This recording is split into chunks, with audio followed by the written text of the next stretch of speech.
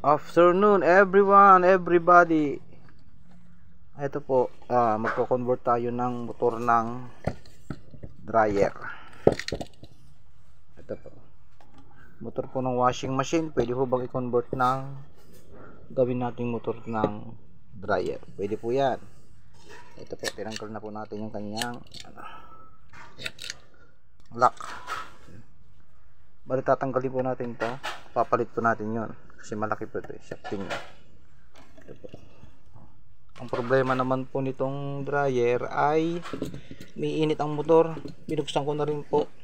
Ayan o, nag-anuhan ng tubig, stuck sa tubig. Ayan o, maganda pa yung housing kaya lilipat ko.